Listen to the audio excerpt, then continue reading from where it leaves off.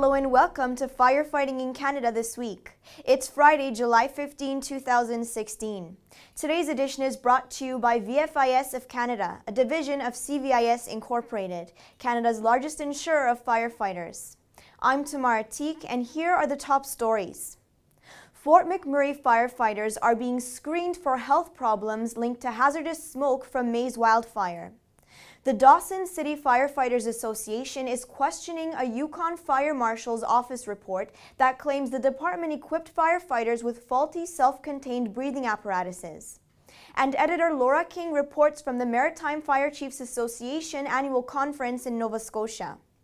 Fort McMurray firefighters face potential health issues after days of fighting the wildfire that burned through their city without particulate filter masks to protect them from hazardous smoke. Nick Waddington, president of the Fort McMurray chapter of the International Association of Firefighters, told the Canadian press pallets of the P100 masks, sometimes worn by forest crews, reached the city after crews had already spent days breathing toxins from burning vinyl siding, treated lumber, and furniture. We had N95 masks right off the bat. We got the upgraded masks, and there were some P100 masks, just not enough for everybody. We got the full stock of P100 masks a few days later. I can't really say to why because I wasn't a part of that decision-making process. I just had a dry, persistent cough for about a week, 2 weeks after the bulk of the major firefighting. Honestly, I don't know if that's normal or not. My body was just kind of working everything out, and it went away on its own. Of course, the immediate needs are being addressed, but we're also making a plan for the long term to make sure that our firefighters are looked after well into the future.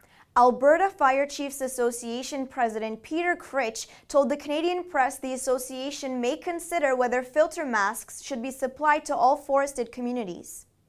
The local Firefighters Association is criticizing a Yukon Fire Marshal's office inspection that concluded the Dawson City Fire Department jeopardized firefighters' lives with faulty breathing apparatuses. The Dawson City Firefighters Association told Yukon News that an independent third party found all 4 of the SCBAs it tested were in working order. These findings contradict the Fire Marshal's office report, which found problems with all 12 of the SCBAs it tested, but confirms the results of a Yukon Workers' Compensation Health and Safety Board inspection conducted last month. The Fire Marshal's office inspection also concluded the department kept very few or no inspection, training, investigation, or fire records. But Dawson City Mayor Wayne Potoroka told Yukon News these records may have been more easily located if the inspection had waited until the chief or another senior member of the department could assist. The Maritime Fire Chiefs Association annual conference in Sydney, Nova Scotia this week focused on change. Editor Laura King reports. The more than 150 delegates in Sydney this week heard from Speaker Peter de Jager that change is inevitable, and from Steve Kraft about leadership styles and embracing technology. The demographic here in Atlantic Canada, where most chief officers are pure volunteers and have a wealth of experience, was a great target for Bob Kisner's presentation on changing fire service tactics. Our Volunteer Vision Live town hall session with writers Vince McKenzie and Tom DeSorcy was interactive and covered issues and challenges experienced by volunteer and composite fire departments. The 3-day trade show was the largest ever at a Maritime Chiefs conference. Thanks, Laura.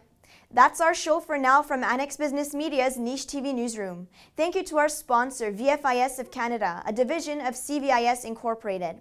On behalf of all of us here at Niche TV, thanks for watching.